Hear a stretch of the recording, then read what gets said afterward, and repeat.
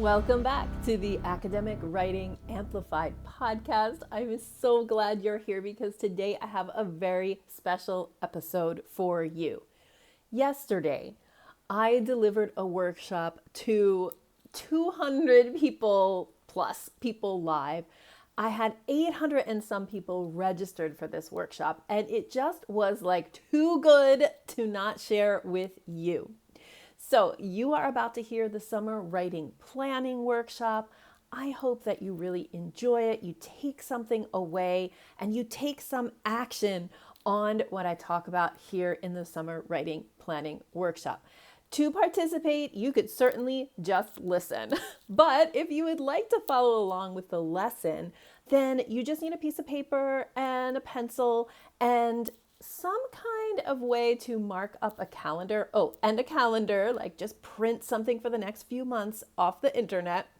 And then you need something to mark up that calendar, like a red, yellow, green crayon, marker, highlighters, whatever, and you will be ready to go. If you listen all the way to the end, you will hear me answer every question that I got during the workshop. We talked a lot about resilient writing, how to overcome derailments. We talked about this idea of working just one piece of writing at a time. And I got a little pushback and then I explained myself. So you're going to want to hear that.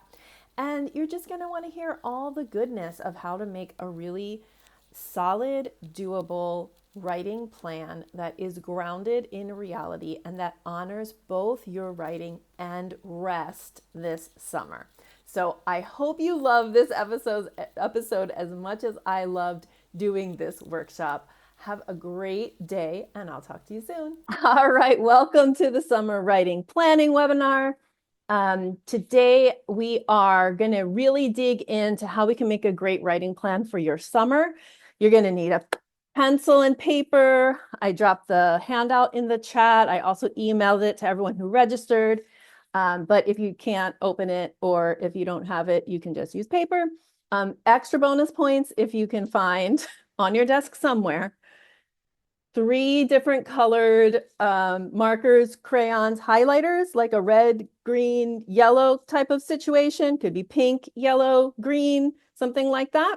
If you can grab those too, I forgot to tell you all about that part, but that's also fun because we are going to be using doing a little color coding today. As I mentioned, please put your questions in the Q&A chat. So we have a chat that I know is going to be flying by because we got a lot of people on the webinar today. And so if you really want to make sure that I get to your question, please put it in the Q&A box. And that way, if I don't get to it during this actual workshop, I will record answers and share them to you, with you as well. So here we are with the summer writing planning workshop. Let's get my screen all set up. Let's do this. If you are an alumni of any of my programs, will you write alumni in the chat? That's anything that you've ever, worked with me in any of my programs. And if you are new and you're like, I found you on the internet, and this is the first time I'm hearing you say anything, then will you write that new or newbie or something like that in the chat? And that way I get a sense of who all is here today. Oh my goodness, it's so exciting.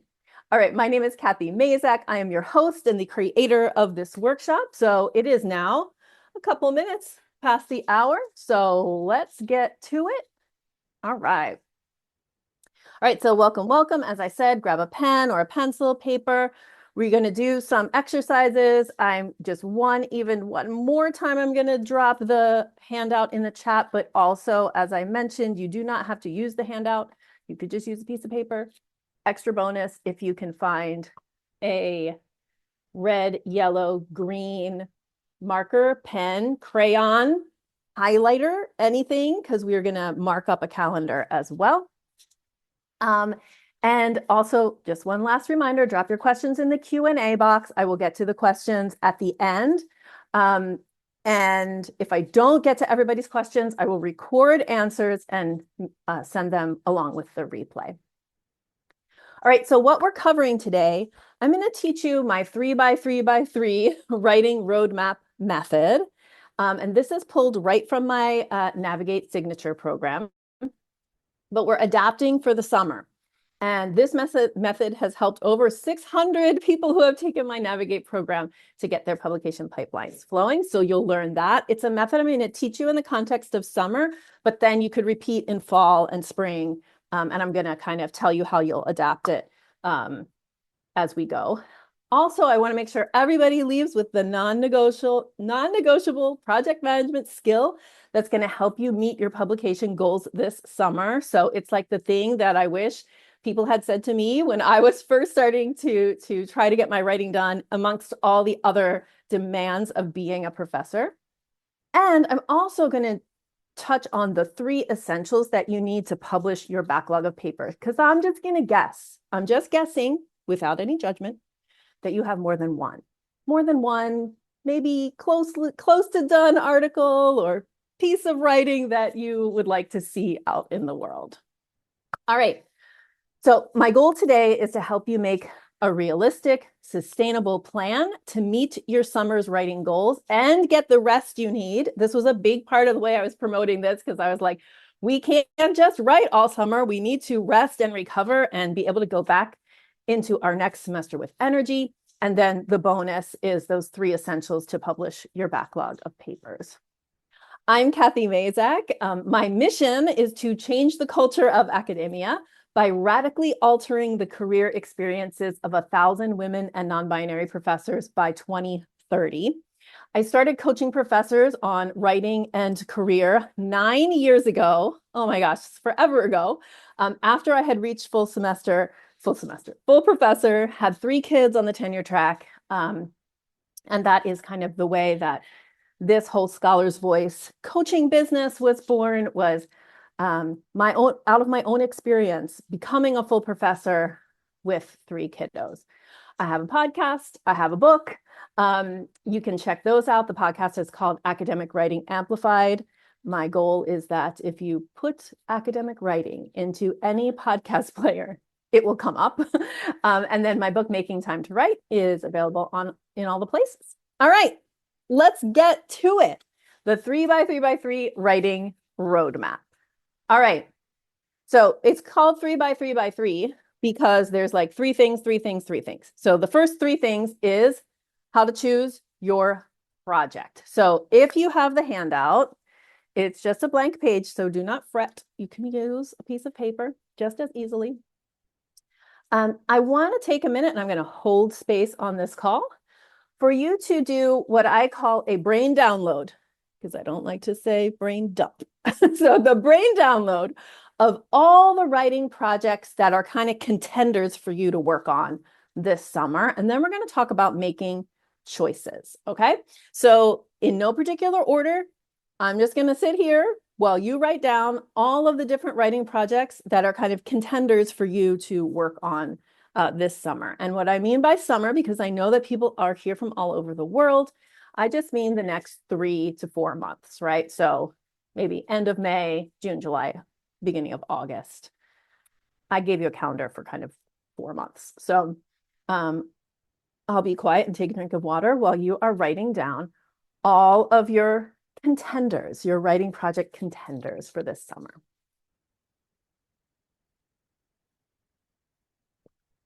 While you're doing that, you might also include any other like really big projects that are like you're hoping to do them. So if you are, by big projects, I mean, like maybe there's a grant. So we're talking about writing articles and book chapters today, but other kinds of writing you might be doing might be grant writing, might be articles for popular press consumption. It might be some other kinds of projects. Like I have a big goal to do some super like moving into a new office space. So that's a big project on my list. So anything that might kind of take a big chunk of time.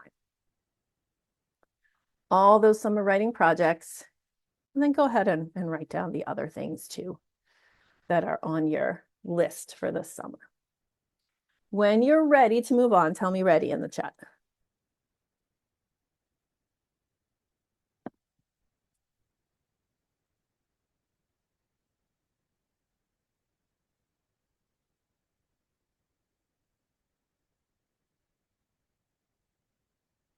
Awesome.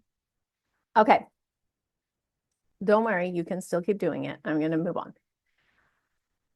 Now, our goal for summer writing, this is the second part of the first three, is to choose the projects. And so I want to really pause here and talk about making good choices when you are choosing your top three writing projects. So first, let me make an argument for top three.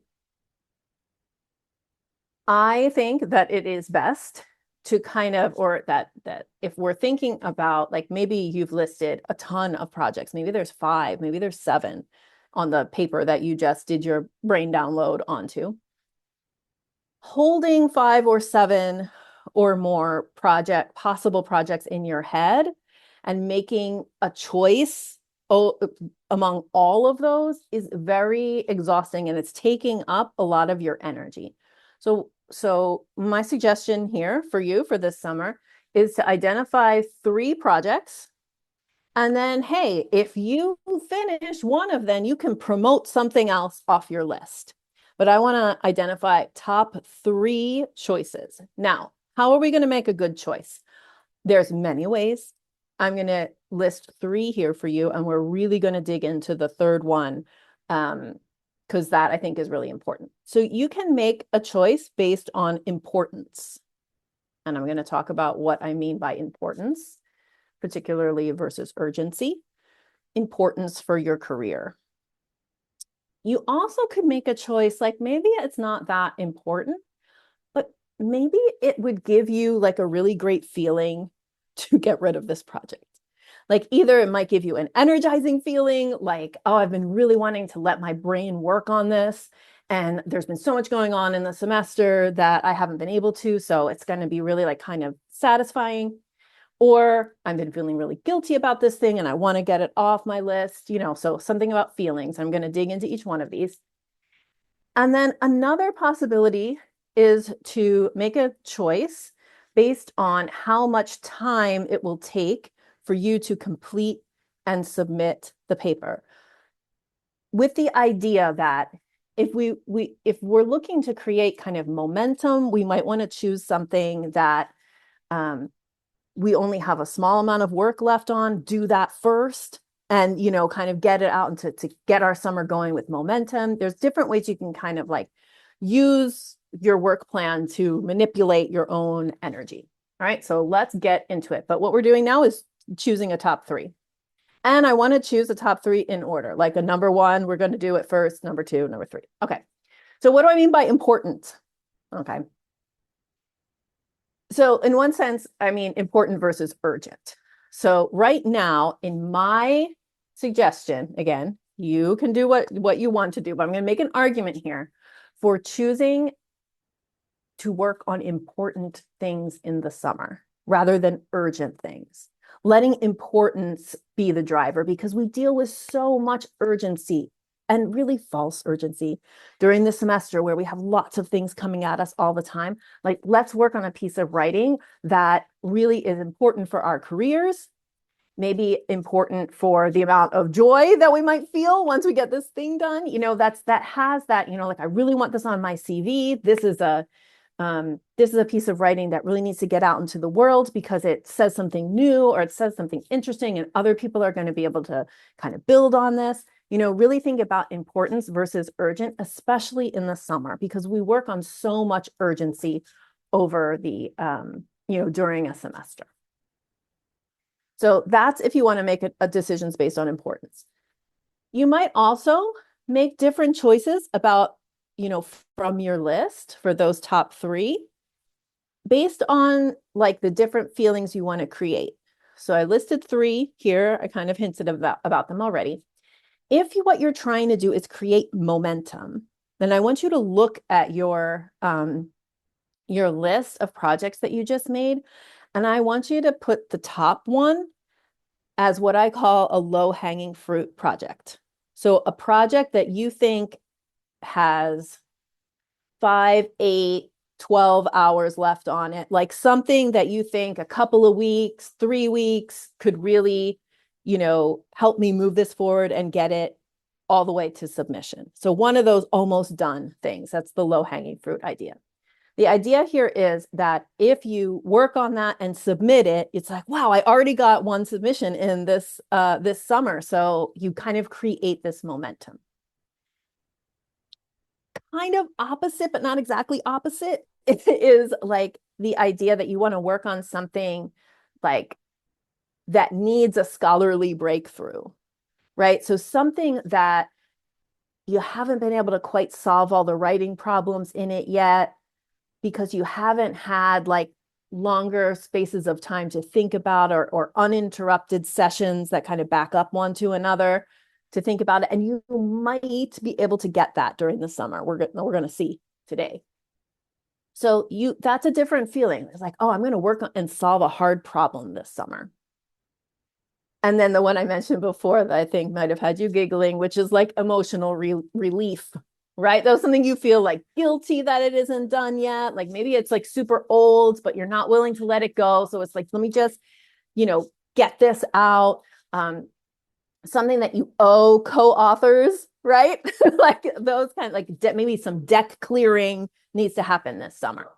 So I encourage you to look at your list and pick 3 projects to work on and think about, like maybe you want to start with something low hanging to get momentum started, like have a good reason is what I'm saying for choosing those 3. Now, here's a question that I get a lot. So I really wanted to address it today, which is, well, how do I know? How do I know that something is low hanging? How do I know how long it's going to take me to finish my writing project so that I can make a good choice for setting my goals for the summer, right? So estimating the time it takes to complete a writing project is the number one outcome that members of my signature program, which is called Navigate, struggle with. Like people come in and we have this question from the beginning and we work this question during the program. If you've done the 3-day workshop with me as well, this is kind of like a focal concept that I teach in that workshop. So why is it so dang hard? Like to figure out how long it takes to complete a writing project? Well, this is the key thing here. In writing project management, there needs to be a distinction. You have to learn how to make the distinction between writing problems and writing tasks. So the project management approach that you take to solving writing problems is very different from the project management approach that you take to completing writing tasks. Okay. So what's the definition of those things? Writing tasks are small, repeatable, measurable, easy to delegate writing activities. Okay. You can get good at predicting the amount of time that writing tasks will take.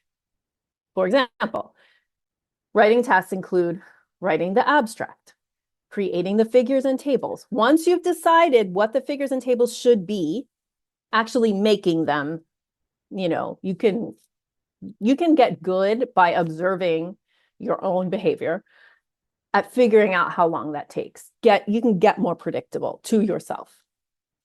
If you're a person who writes from an outline and you make the outline, then writing from the outline could be a writing task, right? It's something that if you had a great grad student who could really write, or you had a co-author who's like, yeah, let me make the first pass, then you could hand the outline to the co-author and they could do it. That's what I mean by easy to delegate. I don't mean easy to delegate like, you might not have anybody to delegate to, and that's fine. It might be emotionally difficult for you to delegate things, and that's also fine. But you see what I mean? It's like something that, a capable graduate student could do. That's a writing task. On the other hand, writing problems are the unique, difficult to measure, can't really delegate, thought work decisions that need to be made in the composition of scholarly work. This is work that only you can do or only authors can do, okay?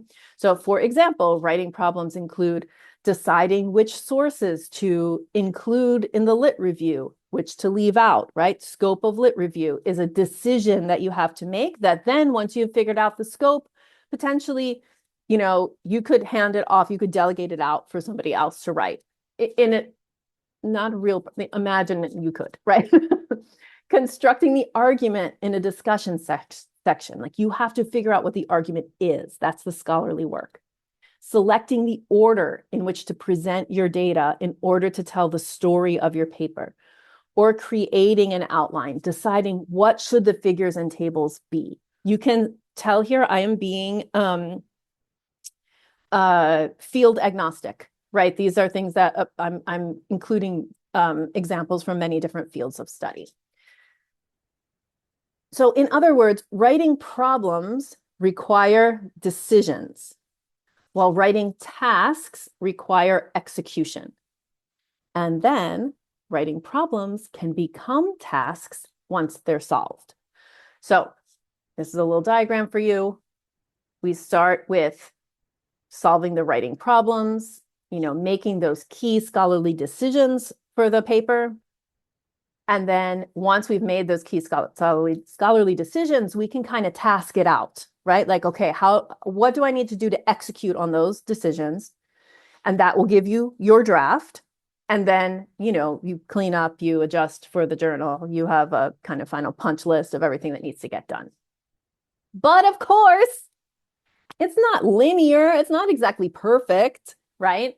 As we are solving these writing problems and beginning to execute on them, that is the composition process. And as we are doing that execution, we might realize there's more problems and we have to go back and solve them. So this is the process of composing scholarly writing. This making decisions, executing on them, and then sometimes we have to go back and make more decisions and execute. Once most of our writing problems are solved and we have executed on them, that means we have a draft. And then we can move into editing. Sometimes that editing also causes us to go back and kind of execute our decisions differently. We might have to reorganize, right? Things happen here before you do the final cleanup and submit. So the important thing is that in each writing project, the project management approach to tasks and to problems is different. I teach this inside the Navigate program, but this is something to be aware of as you're making your plan for the summer. So when you are, hold on, let me go back.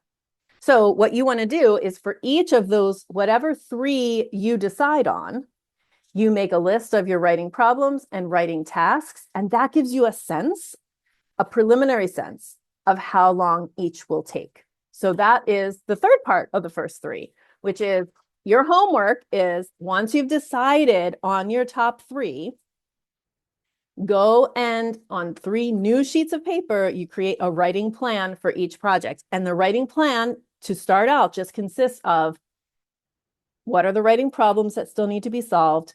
And then what are the writing tasks that I could execute on now?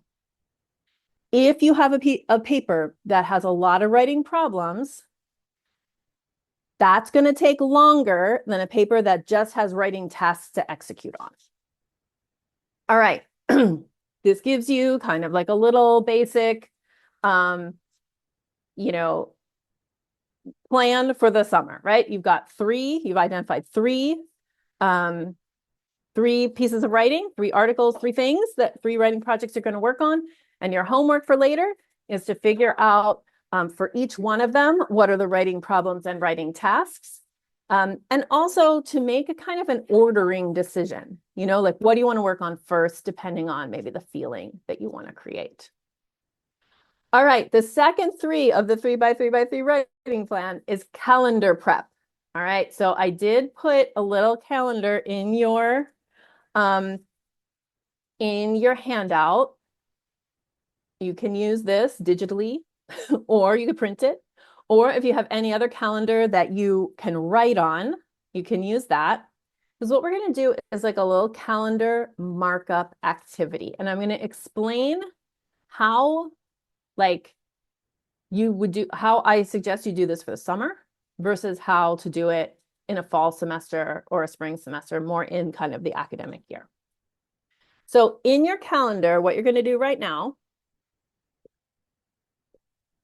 is you're going to identify any dates that you're traveling. Okay. Any dates that there are events, like if you're going to your sister's wedding, 3 states over, I want you to mark that in red in your calendar.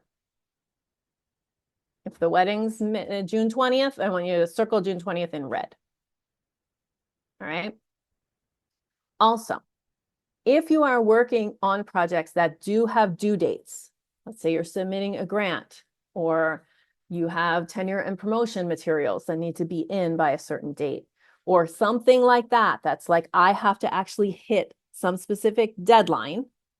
I want you to mark that deadline in red on your calendar right now as well. Red is for red is really for anything that's going to take up your time. Okay? Travel, due dates, events that can't be moved. Okay? During the semester, red could also be things like, this is the day that I get 50 essays I have to grade. I don't know. Do people even grade essays anymore with AI? But like in my, when I was teaching, I would get 90 student essays, on the same day because I would teach 3 sections of freshman composition. So thank you, Lauren. Yes, we do. So in the semester and maybe in your summer, because maybe you're teaching this summer, I would also mark in red things that are like, you can predict that you're going to get a whole bunch of student work on this day, or grades are due. There's one. If you're teaching a summer session, marked in red the day that grades are due. All right, so red, we're starting with red. And then I'm actually going to skip to green because it's summer. In green, I want you to mark rest. Okay, so yes, I said that travel was red.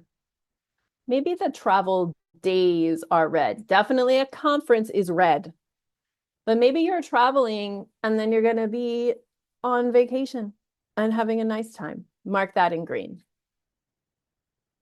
So red is anything that is like immovable and is going to cause you some kind of time suck. Green is rest, and we can put more green in after we work with this a little bit. And then yellow is what I call caution weeks.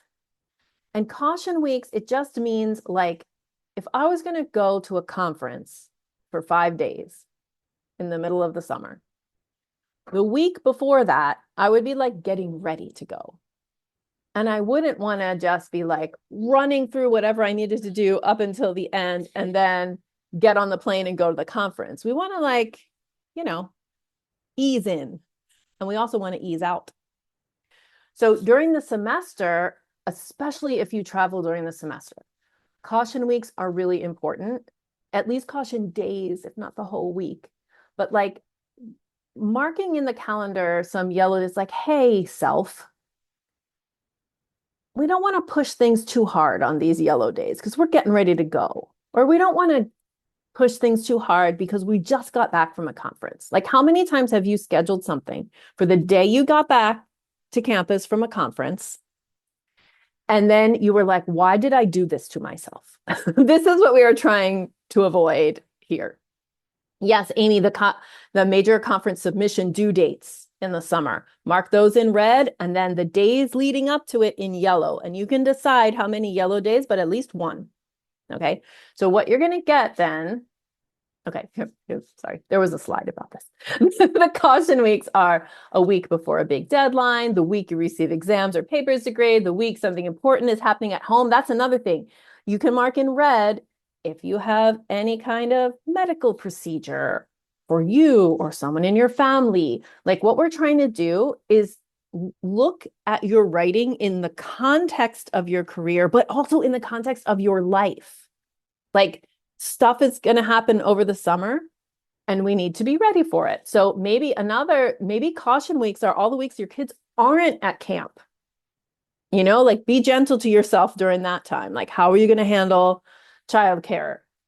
Not just for like if you want to work all summer, but for also if you want to like have a nice time and rest yourself with your kids at camp. Okay. And then again, time kind of around conferences. Yes, daycare closure weeks. That's a great one. Holidays. That's something we get so mad when my kids were little and the school would be like, oh yeah, Friday's off, teacher in service, but they would announce it on Monday, and I would be like, I'd already planned to make Friday a writing day. Okay.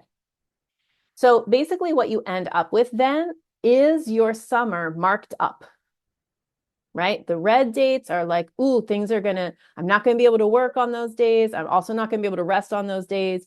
I'm traveling, big things are due, conference proposals are due, or maybe you're on the panel for the conference, right? And you're going to read the conference proposals, like those are red. Yellow is time around those red things. And then green is like maybe you have planned rest already. And if you don't, then what I also want you to do, and this can be homework, is look at your marked up calendar and plan and mark some things in green. Because,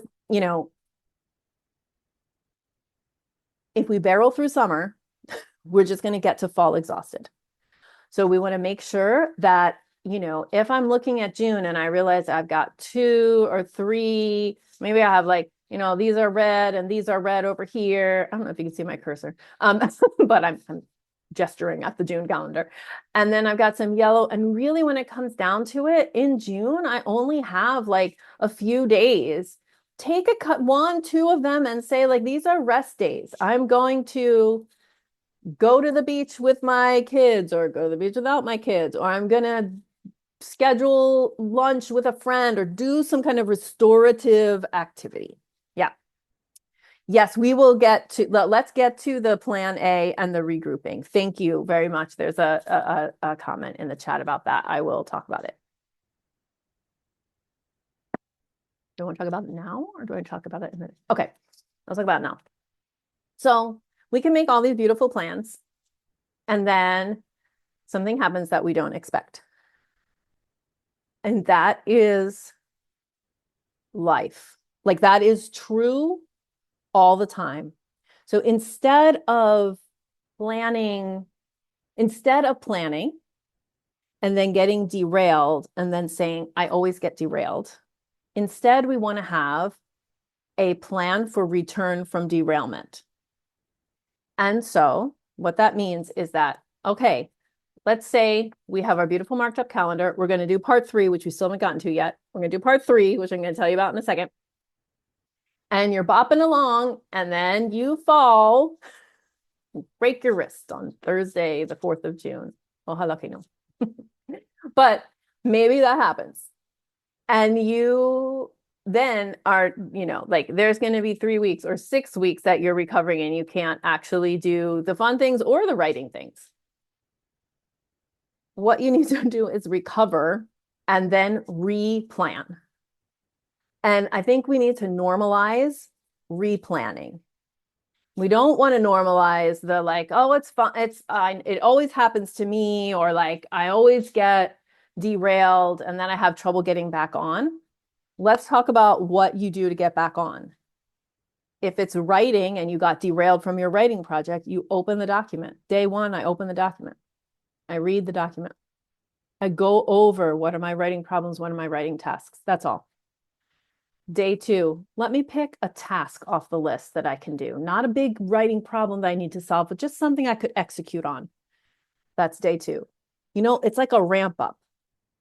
Sometimes, so ideally, when you're going to take time off from writing, you want to think the metaphor I use is like the on and off ramps on a highway, right? You don't just like do a hard right to get off the highway. I'm gonna like, okay, it's a mile until my exit. I'm gonna get in the right lane. Okay, then I'm gonna put my signal on.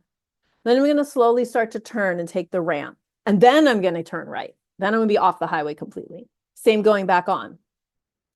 That's the metaphor we want to use. And we want to think about when things go wrong. We don't want, like, sometimes things go wrong and you have to make the hard right. And that's like, we don't have any control over that. But you don't have to like think that you need to just like jump back in or like bounce back or any of that kind of language. Instead, it's like, oh, I'm gonna make a plan to ease back. Yes, normalize replanning. Kendra asked, do you recommend scheduling rest for single days or one longer segment, or is that individual? Kendra, it's individual. I wish we could talk. I mean, like, we should talk about all these things, but I'll just say for now, and then I'm going to do the third part. I would say take some time to think about what rest really is for you. Like, do you need a complete disconnection? Would a kind of combination of some days of complete disconnection from your work, I mean, and then some days where you just like every day there's some kind of like restful, energizing activity in there. Like maybe every day you are taking a walk every morning, and that's something that like is not normal for you during the semester because you're running around with, because it's very stressful, right? um, let's kind of see what you can do to like, for me, I'm saying that for me, this would be good, right? Like slow the pace by doing a walk during the day, or making sure you have a tea, or making sure you call a friend. Like it doesn't have to be, more of those kinds of things I think are definitely good. Okay, so the third part of the 3x3x3 writing roadmap, here we go. There needs to be a connection between your beautiful writing plans and your beautiful calendar. They need to live in the same universe. So this is the big important thing about writing project management. Here's the definition of writing project management for me.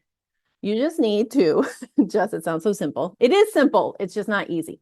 Okay, you need to figure out what needs to be done to complete your article. You need to estimate how long it will take you to do it. You need to schedule that amount of time on your calendar to complete it, and then you need to execute on your plan. Okay, that's what writing project management is. The non-negotiable project management skill is like this relationship. There has to be like a real connection between the time that you have blocked in your calendar and the writing plan that you need to complete for publications. Okay, so that means that what you want to do is you want to look at your marked up calendar and start to plan, like, okay, writing project number 1 of the top 3 that you identified at the top of the call. How long do I think it's going to take me to finish that, or to move it forward significantly? You get to decide. And then I look at my marked up months and I go, okay, well, in June, I thought I had all of June, but what I actually have are, a conference, my, cousin's wedding, and I really only have probably 10 available days in June that I could have writing sessions on. And you want to make these two things kind of live in the same world, and have your goals and expectations meet the actual amount of time you have scheduled in your calendar. So the questions here, what do you really have time to complete? When do you need to treat yourself with self-compassion? That's what we're trying to figure out when we map our writing plan onto the marked up calendar. So you want to select the order in which you want to work on the 3 important writing projects that you identified. Okay, so again, if you want to choose something that's close to done for momentum purposes, great. If you're like, ooh, I'm afraid that I'm going to get derailed later in the summer, so I want to work on the project that's like the most important first, great. You decide, give them an order, 1, 2, 3. Like I said, to create momentum, start with the easiest, most low-hanging fruit project. But you can also choose to do other kinds of emotions that are just momentum. And then you're going to map the 3 projects onto your marked up calendar. And this is like a big high level markup. So when you look at that calendar I put in there, you just are gonna, you mark it up with the colors, and then you can just with a pencil write, okay, project 1, give it a cute name. Project 1, project 1, project 1, project 2, high level, high level. Try to work on one project at a time. Don't fight me about this. Try to work on one project at a time, because it's going to help you keep that string of continuity between projects. If you are trying to, like, if you're like, I'm just going to work a little bit on this one and then a little bit of that one and a little bit of that one, it's like a lot of snacks and no meal. And that's why things don't get all the way to submission, right? So choose the first project that you're going to work on that for until it's done, or until you decide to stop and work on the next one, and then work on that one. We are never actually working on one project at a time because we are academics and we always have many, many projects going on. But we can pretend in our writing that we are working on one project at a time, especially during the summer. So you plan to do fewer things and you will accomplish more. So if you plan to focus on one project, either all the way to completion or all the way to some stopping point, you will be more successful than, like, every time you sit down, you have to decide between the 3 projects. Ooh, what does done mean is a great question. You get to decide. And when we, like, I often ask my clients, like, what does submit mean to you? Does it mean submit it to my co-author? Does it mean submit it to a colleague for feedback? Does it mean submit it to a journal? You get to decide and kind of set your goals accordingly. How do you stop? Okay, Lauren, that's a good question. Okay. I'll get there. Okay, let me get through the slides. You want to always consider the caution weeks, the deadlines, the rest when you are mapping your projects out onto the summer. And then also reflect and readjust, right? You want to look at how it's going and readjust. Maybe it's not going to be 3 projects this summer. Maybe it's going to be 2, and that's fine. So this 3x3x3 writing roadmap method, you make choices about which publication projects are most important. You consider these projects in the context of other projects and obligations. That's a calendar markup.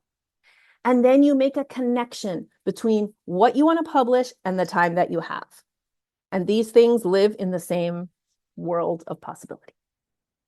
So we covered the 3x3x3, the non-negotiable project management skill, which is like these things have to live in the same world. And I'm going to quickly walk you through the 3 essentials. So what I just showed you was an amalgam of some of the lessons pulled right from my Navigate program. Navigate teaches a system for publishing your backlog of papers. Many of you in this room have taken that program or are in it right now.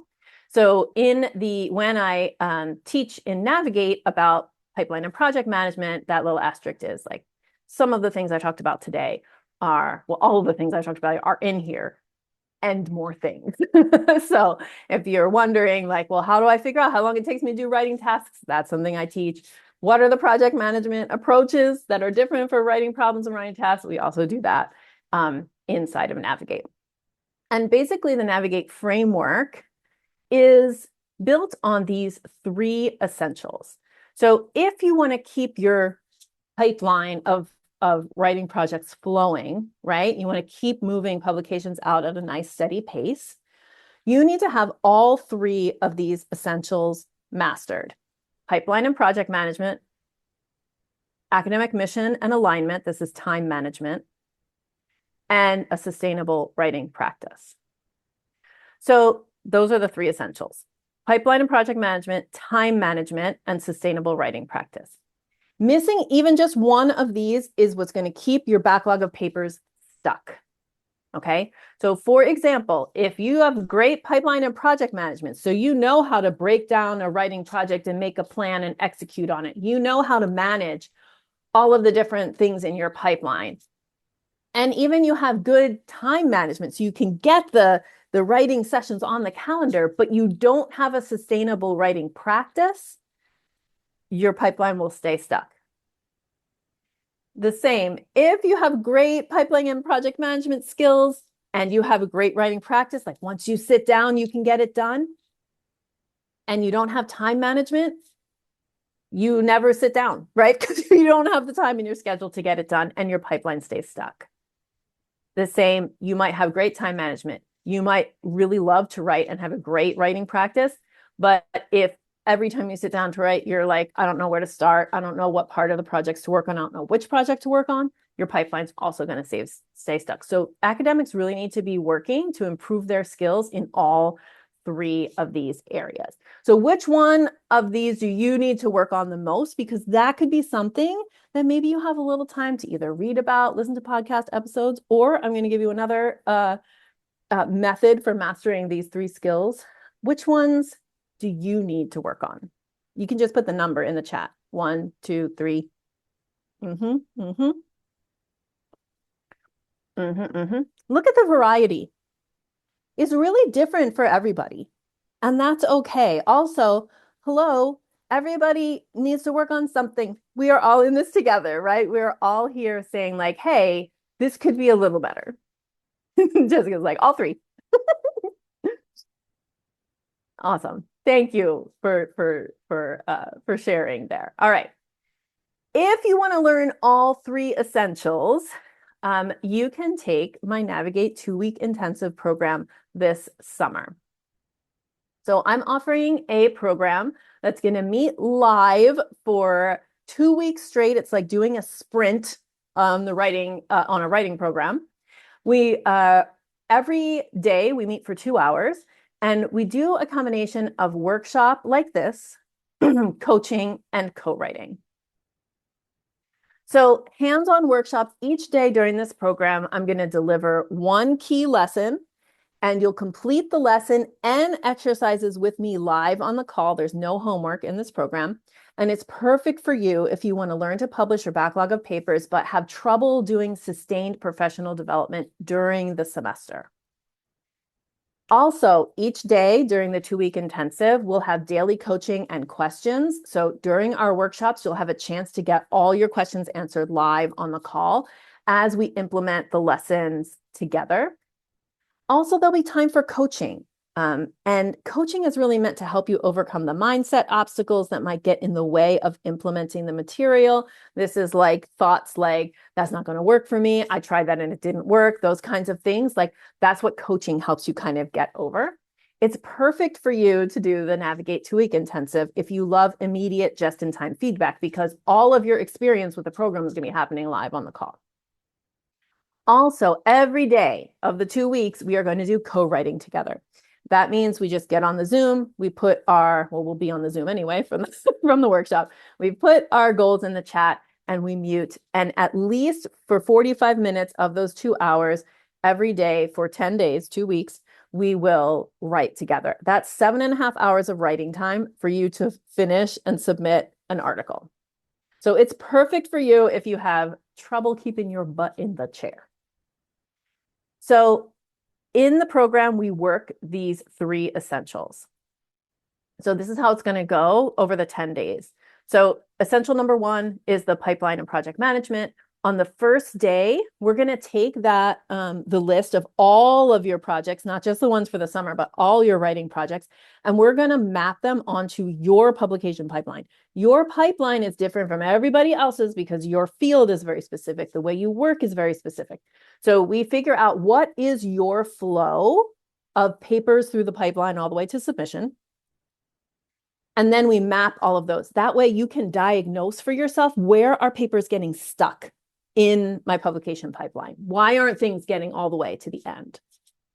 Day 2, we're going to really dig into writing problems versus writing tasks. I'm going to tell you beyond just the definitions I gave you today. We're going to really get into the recursive nature of writing. We're going to get into what kinds of different things we can do, right? Project management approaches do we make to writing problems versus writing tasks? And how do we start to understand how long it takes us to do writing tasks? That will also continue to work on that on day 3, where I teach you how to create a writing plan that you can execute on. And then in day 4, we do the 1-year writing roadmap, where we look out onto the whole year and think about your calendar and what you can really expect to project out over the whole year for your writing to keep that pipeline moving. Essential number 2 is my time management method. We start with writing your academic mission statement, where you're going to come up with one sentence. I teach you how to do this with a template that's going to kind of capture the essence of what you want your academic career to be about. And then on day 6, this is the hardest day, we're going to think of all the activities you do in your job, all of them, all the teaching things, all the research, all the service, all the everything else. And we're going to see how they hold up against the academic mission. Because what we want to do is begin to align everything behind the academic mission. And there's a process for this with rubrics and everything that I say it's hard because you have to face the fact that you're doing too many things. But then what we do is talk about how do we streamline this? What do we need to get rid of, right? What do we need to quit in order to make space in the calendar for our writing and publishing? And then we do the ideal week exercise, where we map out, okay, what's left of all the activities? They're aligned with my mission. Now let's map out an ideal week calendar where there's space for everything to get done and space for writing and thinking and reading. How about that? And then the last 3 days, we talk about writing practice. I teach you I call it the soaring system, where I teach you kind of how to create a sustainable writing practice that uses positive feedback loops, so that when you sit in the chair to write, it doesn't feel sloggy, but it feels good. And different kind of, I don't teach a write every day method. So I teach a start with 1 to 2 hours once or twice a week method. And then we layer on additional tools like writing sprints and writing retreats from there. Our day 10 resilient writing is where I teach you how to recover from writing derailments, how to predict derailments when they are predictable, which some of them are more predictable than you think. And then when we have unpredictable derailments, what do we do? So I remember reading in the chat real quick, somebody said like the on-ramps and off-ramps. I teach all of that. And we really get into how do we recover from derailments so that we have a resilient writing practice. Like, we don't have to be so resilient, but if our practice is resilient, that means we can put our writing down and pick it back up, and it's not the end of the world. We don't just collapse and stop, but we have a way to get out of writing and get back into it. So the result is a sustainable writing practice. Also, we choose a focal project at the beginning of Navigate that we are, like, some of you will submit by the end of Navigate. So we work that project through this high-level multi-project planning, the pipeline and the roadmap, through project management, through weekly time management and writing practice design, so that by the end of the 2 weeks, you submit this low-hanging fruit project. And I want to say that if you're like, I don't have a low-hanging fruit project, or my first project that I picked today is not low-hanging fruit, it can be high-hanging fruit, as we say instead of our Navigate Round 2 group. They've been saying high-hanging. So if you choose a high-hanging fruit project, that's okay. Instead of submitting it by the end, the idea is that you will have moved it forward significantly, right? With that daily co-writing, the project planning on it, we're really going to move a project through in those last 2 weeks of May. So in just 2 weeks in this program, you will create a clearly articulated academic mission statement and a process for using it to guide your decision-making and rein in overwhelm and leverage your time. A mapped out publication pipeline, which serves as your high-level project plan for your publication submissions over the next year. A process for breaking writing projects into problems and tasks that will make your writing powerfully predictable. a mission-driven plan for time management that ensures you have time to think and write, and one low-hanging fruit article submitted for publication by the end of the 2-week session, or if you choose to do something that you know has more than 2 weeks of work left on it, you will move that project forward significantly. So the result of taking the Navigate program is a sustainable writing and publication process that you can use again and again to publish your backlog of papers and get your voice out in the world. In the Navigate intensive, everything is recorded. So each day's session will be recorded, and that same day we upload it into our learning management system.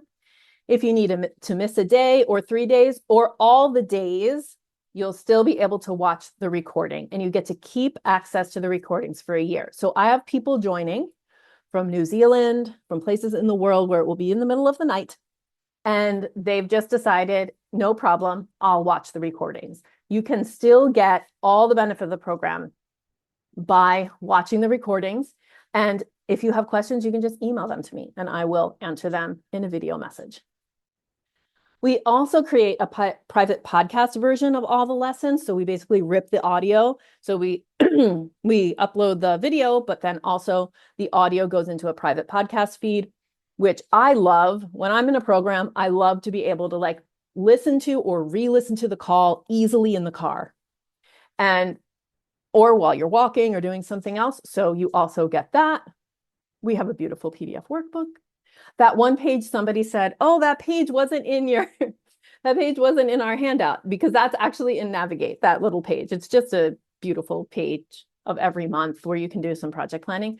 That's in the Navigate workbook. And since some of these slides I pulled right out of the program, that little image, your very sharp eyes, that little image got in there.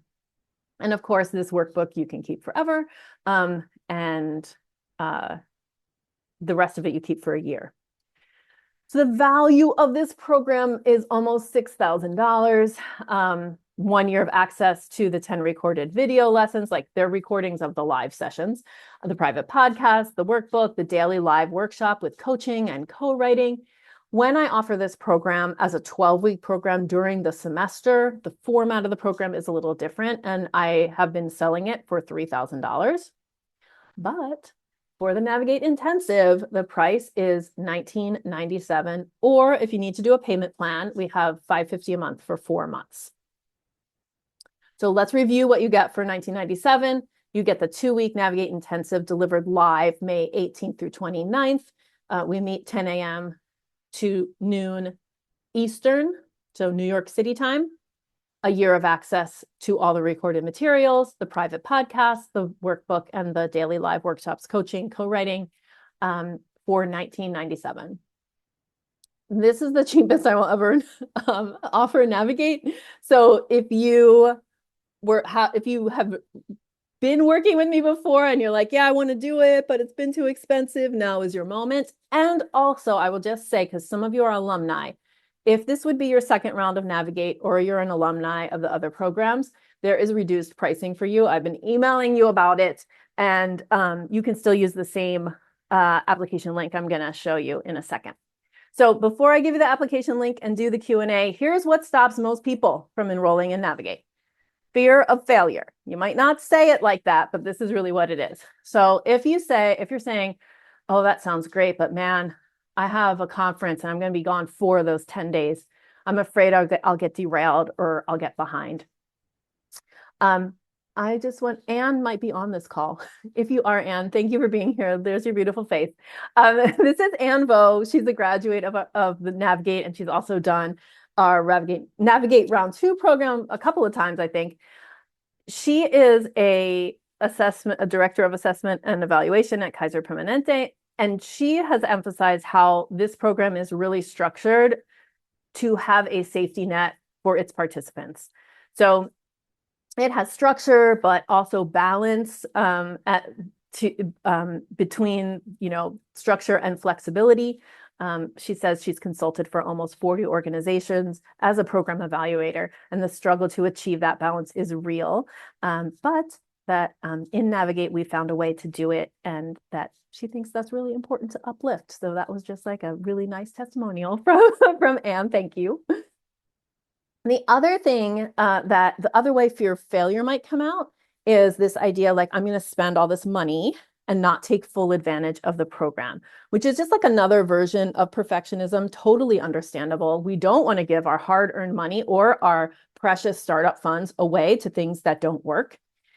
And also, you don't have to get a perfect A+ in Navigate. You can miss all the live calls and still get 100% of value from the program by watching the recordings and emailing me any questions you have. So, of course, we love it. The energy on live calls is amazing. But if you can't make it to all the calls and you still want to do this work, then I encourage you to enroll and watch the recordings, watch them all in order, watch them out of order, watch them during the summer as you go, take the program and then rewatch the pieces that you want to work more on. Like really it is for you. And if you don't enroll, then you are guaranteeing that, you're not going to be able to work on those 3 essentials and that your backlog of papers will stay exactly the same.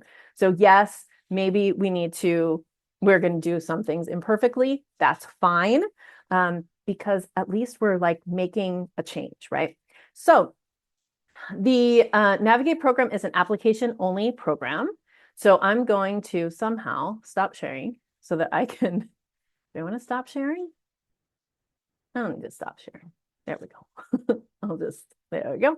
I'm going to drop the link to the application in the chat right now, and the link to the webpage where you can read all about it. Okay.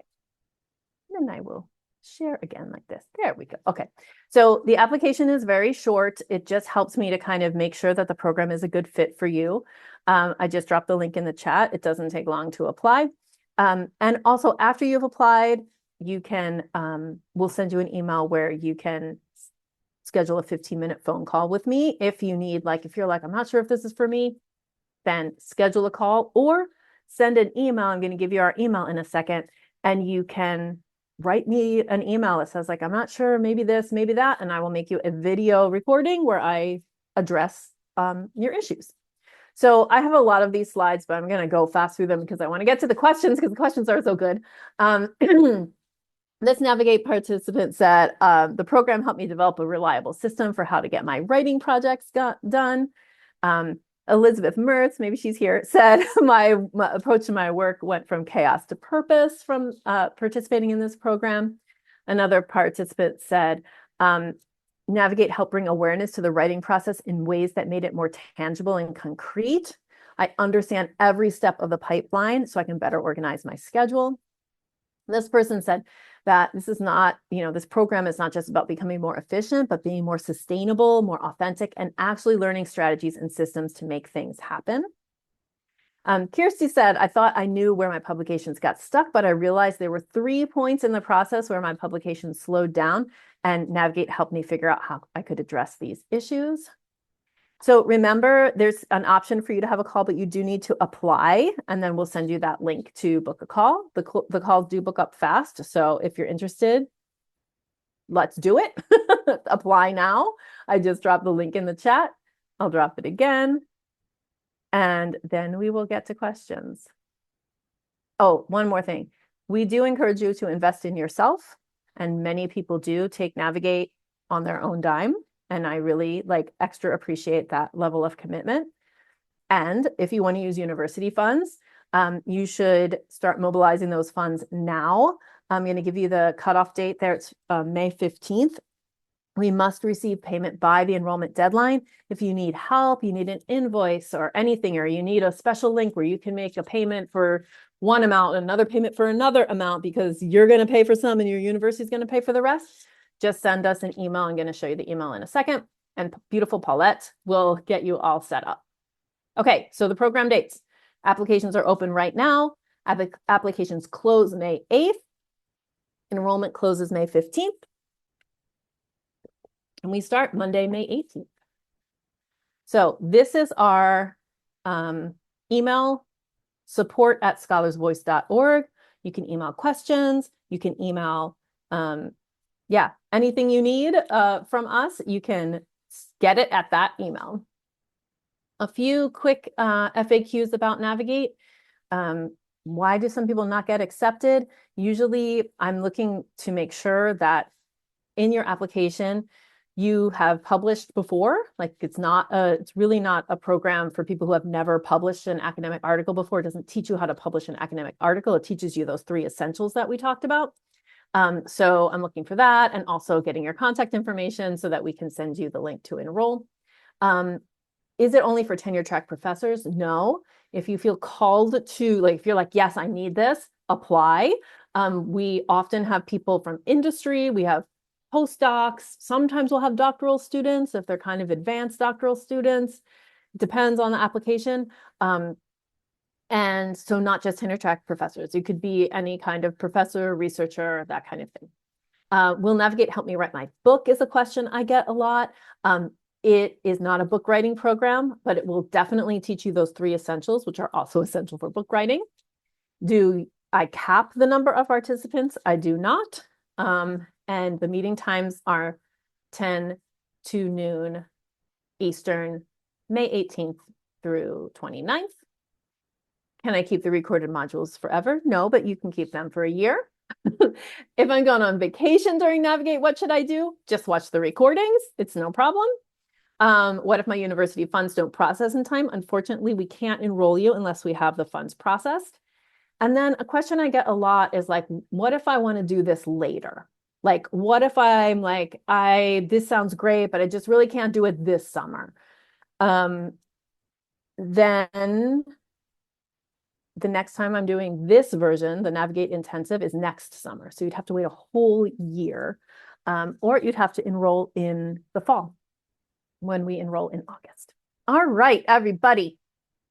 If I'm looking at the chat or the Q&A, I'm going to hit the Q&A. If you wrote a question in the chat and I didn't catch it because it was going by fast, then go ahead and re-put it in the, the Q&A if you don't mind. I've planned for 90 minutes, but I also can stay. So happy to answer any of your questions. Also, the recording will be coming to you. So if you have to jump because we've been going for more than an hour, like, we're sending you the recording in your email, don't worry. All right. Lauren says, I know that this session focuses on writing, but can we discuss balancing writing, research, and rest? As a cultural anthropologist, much of my summer is devoted to ethnographic fieldwork, 6 weeks this year. Thank you. Yes. So here's one. I want to give you a way to think about it, and then I also want to give you a strategy. Okay. So a way to think about it is, if you are going to be, doing your field work, Lauren, for 6 weeks this summer, maybe you need to not keep writing the rest of the summer. Like, how many weeks is the summer for you? Like, you're going to need recovery time. Maybe it's going to be like, I need to come home, recover a little bit, process my field notes, and then the rest of the summer is off. Really, like, you need to think about 6 weeks is a lot. So I wouldn't think so much about the word balance. I would think of like management. And so the strategy I'm going to give you is put rest in the calendar first. Like, we always are putting like the things that are, we put our class times in the calendar first because they're like, we think of them as fixed. Let's normalize putting our rest and our exercise and the things that keep us going in the calendar first, and then working things around it. So yes, Melissa, recording will be available after this meeting. Somebody asked, how do we move rest away from a to-do list item? Oh, I love this. To something that we can actually embody. For example, I have planned rest days, but it's hard to turn the brain off and actually rest.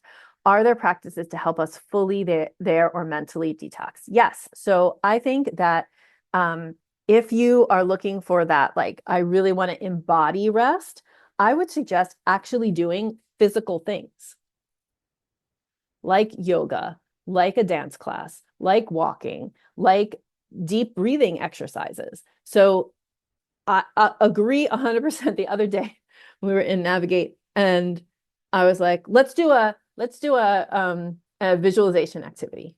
I don't usually do those. I'm using them a little more, but it's not like part of my coaching toolkit.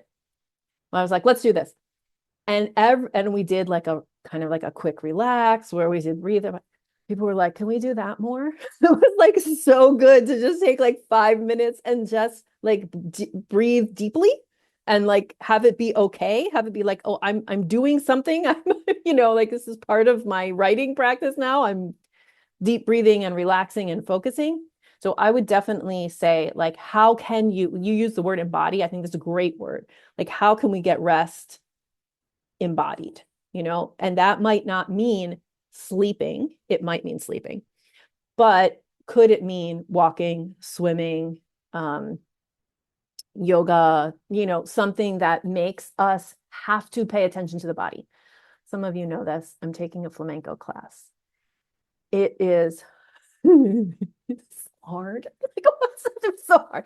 Anyway, but it's great because I cannot think about anything except flamenco when I'm in the flamenco class. Like I have to like concentrate really hard. Hopefully someday I won't have to concentrate that much. So yeah, I would suggest embodied rest. How can you do something physical? Oh, somebody asked a question that is a little similar maybe to this other one that Lauren has in the chat, which it was about how do I know when I'm done?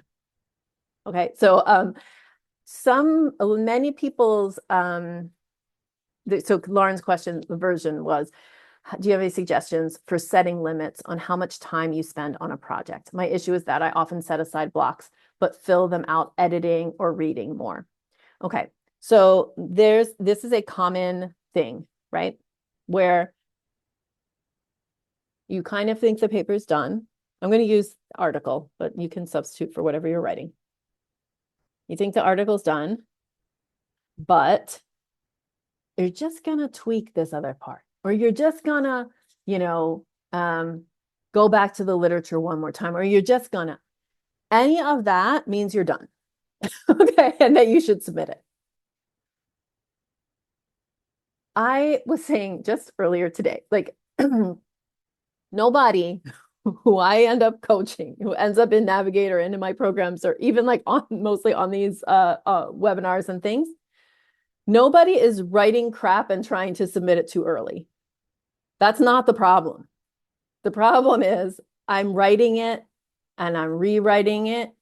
And by the time I submit it, it's like overwrought. It's like overworked dough, because I'm afraid to let it go. So I would say, like, you can set limits. Like Lauren has a specific example. My summer writing project is starting a big review article.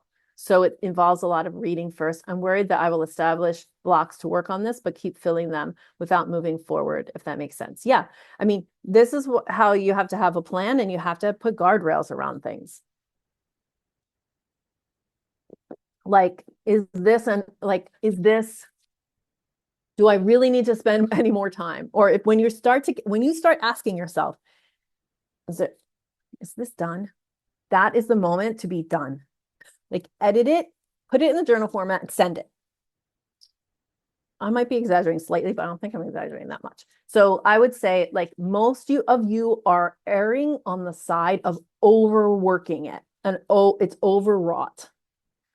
And so I would say, if you're questioning, is it done? Then probably it is done, and you should just send it. Okay, Jessica Willoughby says, I know you aren't one to push right every day, which is true. If you are looking at your summer and it's busier than anticipated, are you better to be really practiced, and aim smaller with a plan for, okay, so maybe, okay, for example, is it better to save my goal, it's a plan to have substantial, okay. Yeah. So I don't teach. So those of you who are new, I don't teach write every day. I teach 1 to 2 hours once or twice a week as a starting place.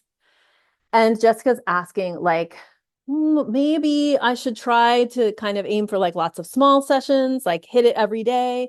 You get to decide. Like, really, you get to decide. How about this, Jessica? Try something with the with the attitude of play and experimentation. Like, let me see how this goes for me this summer. I'm going to try it this way for a couple of weeks and try writing every day for an hour when you first wake up or whatever, decide what you're trying is going to be. And see, like, especially during the summer, that could be a really nice anchor to your day if you're not teaching and having like all the other kind of overscheduled things that we often have during the semester. That could work really well. I would say try it with you know, an attitude of play and experimentation. Okay, somebody asked, would this be offered in future summers? If so, do you know next summer's date? Is there a list we can get on to join to get notified for next summer? So if you are here, that means we have your email address and we will be emailing you about all future offers and also when new podcast episodes come out and stuff like that. So I imagine we'll do it in future summers, but I don't have dates for next year yet. Stephanie asks, what if we would love it this time and want to do it again in the fall? You can. So the way that Navigate works, and I didn't talk about this inside of the slides, but you take the idea is it's a spiral curriculum. And those three essentials that we work on, you can continue to work on. You will this is not something that we master in 2 weeks. We also don't master it in 12 weeks, which is how the program runs during the semester. Instead, what we're doing is learning and deepening our mastery over and over again over these same concepts.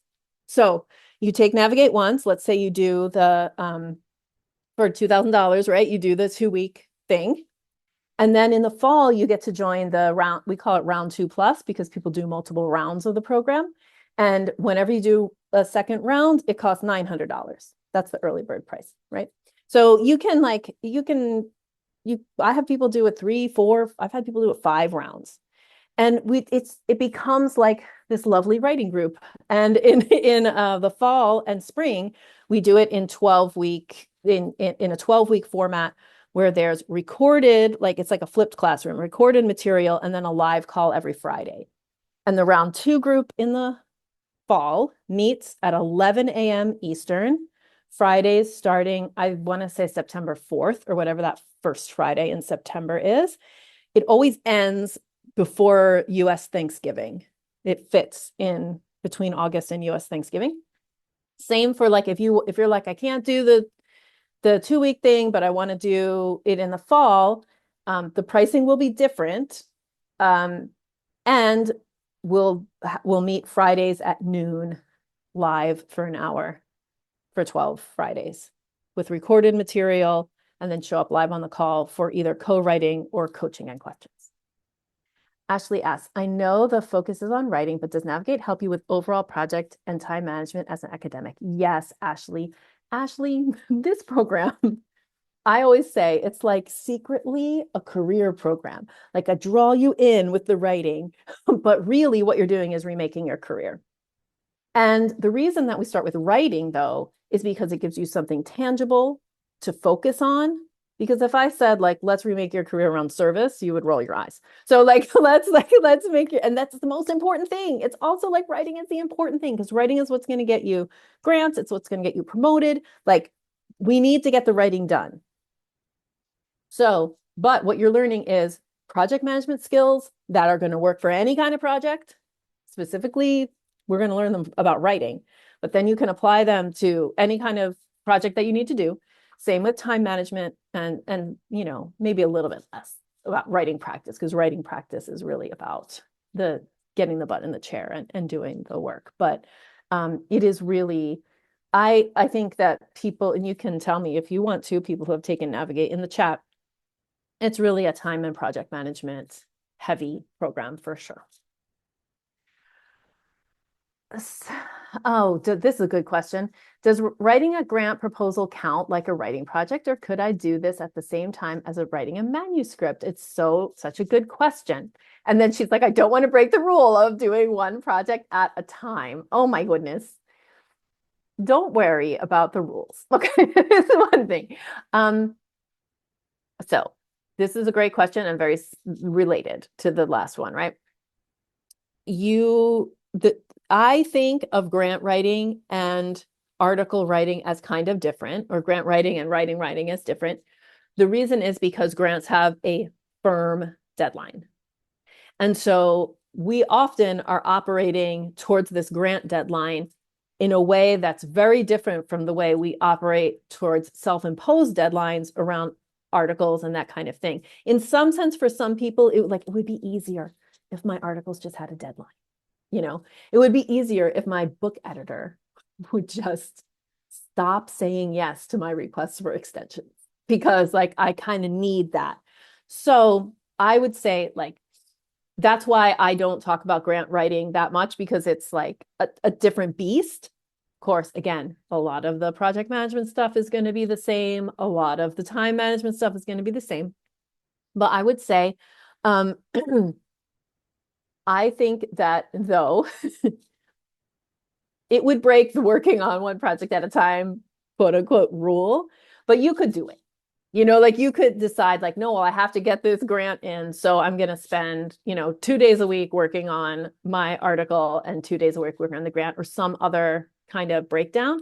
Or you could just be like, I'm going to work on the grant, submit it. Then I'm going to turn and work on my writing, on my article. Casey says, newbie here. Hi, Casey. Thank you for coming.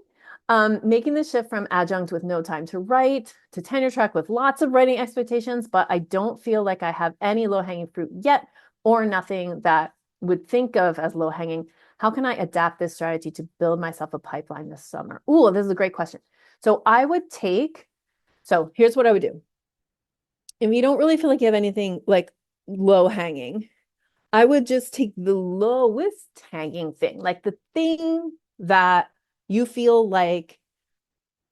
again, you could think about it as those different, the thing you desire to work on, the thing, and just pick one and try to get it to the point of low hanging or all the way to submission. And so then you'll get tired maybe of that one, and you'll start to look over here at these other projects, and there might be some that you'll promote. Okay, that's the next one. And then that's really what all a pipeline is. All a pipeline is like a bunch of writing projects, and you put them in an order. And then they move through, the stages of being done. Jody says, in Navigate or your other programs, do you have ideas for time optimistic, time blind people with ADHD? Jody, thank you for answering this question. So I am in no way trained to help people with ADHD, although I live with many of them. But yes, I have been told, and again, you can say in the chat if this is you, that the strategies I teach, because they are very much like executive functioning types of strategies, right? That they are helpful for academics with ADHD. Oh yeah, Jasmine says, can you repeat the slide dedicated to the definition of the non-negotiable project management skill? Absolutely. I'm just going to say it to you, which is that the world of I represented with my hands, the world of your project plan, the list of writing problems and writing tasks, what you have to do on the article, and the amount of time you have to do it need to be living in the same universe. So here's another way of thinking about this. Right now, you might be thinking, I have 3 writing projects and 3 months to do those writing projects, right? And it sounds like it's going to be fine because I have 3 months. But what we were trying to do with the calendar markup was actually say, you don't have 3 months. You have however many days you can schedule, however long the writing session is over the next 3 months. So if we were actually going to add up the hours you have this summer, which you could do, you could get out, do a Google Calendar, not your main Google Calendar. Do call it my summer writing Google Calendar that you can, lay it on top of your regular Google Calendar, and actually put in okay, it looks like every Tuesday I can write for 2 hours, but not during my vacation this time. You could map it all out, and it would add up to, I don't know, 40 hours optimistically. So we want to say okay, that means that what I can get done is 40 hours worth of writing work, not 3 months. That's why we have to get good at project management, because we have to start saying how long is it going to take me to do that? And that's when, again, like, and for those of you who have taken Navigate, I'm sure you won't be shy in saying, like, no, do we dominate this completely and we predict exactly how long it takes us to do stuff? No, we still don't. We got closer and we have a better sense of how to plan for solving writing problems versus writing tasks and how long that's going to take. So that's the non-negotiable. The plan and the calendar have to meet in the world of reality. Anna, hello, says, alumna of which programs are eligible for reduced rate? If you ever took Navigate before, if you took Amplify or Elevate, which are retired programs, I don't know, just send us an email, Hannah. Send us an email. Lisa says, if you only work on one thing at a time, how do you continue to have projects in different stages so you don't end up with an empty pipeline? That's a great question. Well, when you work on one thing and you get it all the way to submission, everybody else gets promoted. All of the other projects can move on. And or also, you can do different things at different times. So like think about what season you're in. If you've got, oh, this is a reason, this is why in Navigate we start with the publication pipeline, because then you can see like where is it stuck? Where are things stuck? For many people, things are stuck in almost done. Things are stuck in like I have a draft or a partial draft, but I stalled out because I got tired, or it stalled out with a co-author, or I stalled out for the co-author. You know, like things are like there at the end. And so that's why I talk so much about that time of the pipeline, right? Is that it really is like many people are stuck there. But if you don't have a bunch of stuff there, or you've cleared all those almost done things, then you're working backwards in other parts of the pipeline. And again, like deciding, like, do I want to work on something that I really haven't even analyzed the data? So I really want to dig into data analysis and getting that and making sure that I have papers that are coming out of that data set. But what you don't want to do is, I'm going to write a little bit on this. I'm going to write a little bit on that. I'm going to write a little bit on that. That's what's keeping things stuck. You have to either extend the time of writing on one thing, even if you don't finish it, extend again, you know, like these little snacks. We're just not getting all the way to the end with the snacking. But that's a great question, Lisa. Thank you. All right. Other questions. If I missed it in the chat, let me know, because now I can see, I'm looking at the end of the chat. Also, I'm putting in here the information about Navigate and the direct link to the application. The application is very straightforward. It is just like a little that you could do it on your phone if you're watching this on your phone. And if Navigate is not for you, it's totally wonderful. Please stay around. I do lots of free things like this. Also, go check out the podcast. Get the book. It's great summer reading. The Making Time to Write book is something that I designed that you could read it in a weekend. So I really appreciate all of you who came today. Let's see, anything else? Lee asked you a program for finishing your PhD. I don't, Lee. I've thought about it many times, but I don't. So I'm sorry. Moscow says, when a certain kind of derailment happens several times, how do I assess whether it's time to set aside my academic work and take care of the derailment systematically? Ooh, that's a good question. So in Navigate, I talk about predictable derailments versus not predictable derailments. For example, and also each of those two categories can have good things. Derailments can be good, right? An R&R is good. Right? We want that derail. We want things to come back to us with like revise and resubmits so that we have to decide, do I just drop everything and work on that? Like, you know, that's like a good derailment, a good disruption, because that's, you know, publication's almost out there. And it's unpredictable. We don't know when those things are going to hit. Okay. So that's just one example. The others, and I go into kind of all of this and Navigate, but the short version, right? The other thing is that we have derailments, and I don't know if these are the kinds that you're talking about, that are like recurring, like for example, turning in grades at the end of the semester. Like, let's just say, just take that. For most of us, We are not bopping along through the whole 14 or 16-week academic semester and then just like keeping our writing practice perfectly the same all the way through. And then we are turning in grades and no problem. No, most of the time we have to choose teaching over writing for certain moments in the semester. Or even we have, so many of you on a hiring committee and you schedule, there's 3 weeks where you're seeing candidates like every week and people are coming to campus and all that.